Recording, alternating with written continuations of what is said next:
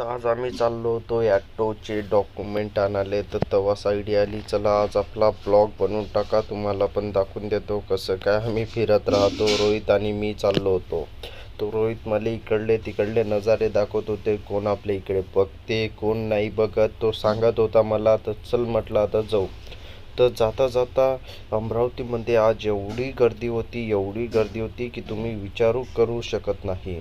कारण की आजची ट्रॉफिकच तुम्ही बघू शकता की कारण रोडचे काम चालू आहे, त्या कारणानं साईनगरजवळ पण गर्दी होती, राजापेठला पण गर्दी होती. त्याच्यानं आम्ही पुलाच्या वरतूनच गाडी नेली.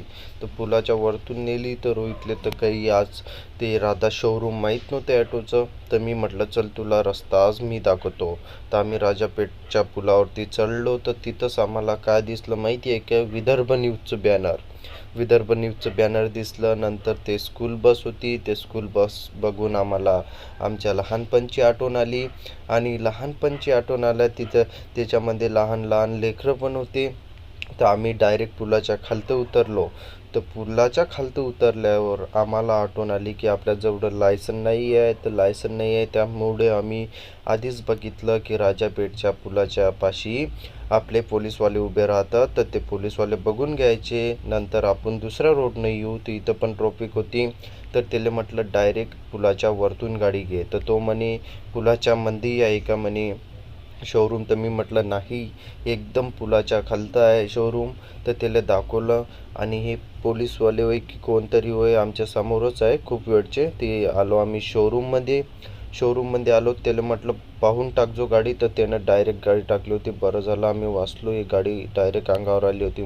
आम्ही डायरेक्ट शोरूममध्ये गेलो आणि शोरूममधून वापस पण आलो, कारण की आम्हाला डॉक्युमेंट मिळालेच नाही. तर रोहितला लागली होती भूक.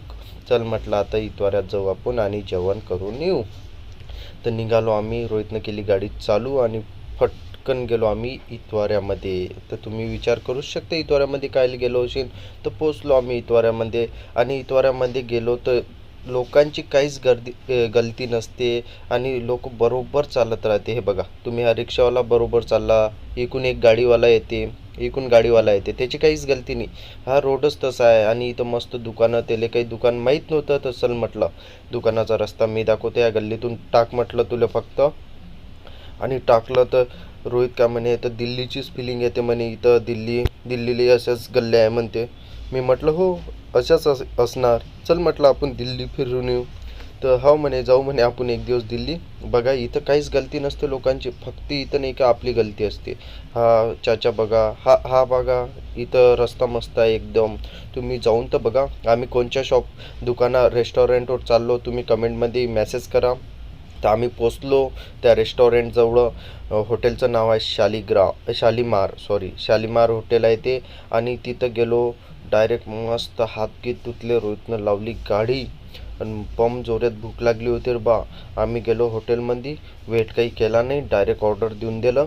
आणि ऑर्डर आलं, आम्ही ऑर्डर घेतलं आणि भकाबक रोहित आणि मी भिडलो. तर चल म्हटलं कूलरच्या समोरच बसू, बिर्याणी ऑर्डर केली ती. तुम्ही पण एकदा इथं विजिट करा, पहा किती मस्त टेस्ट येते. आणि मला कमेंटमध्ये सांगा आजचा असा होता दिवस आमचा.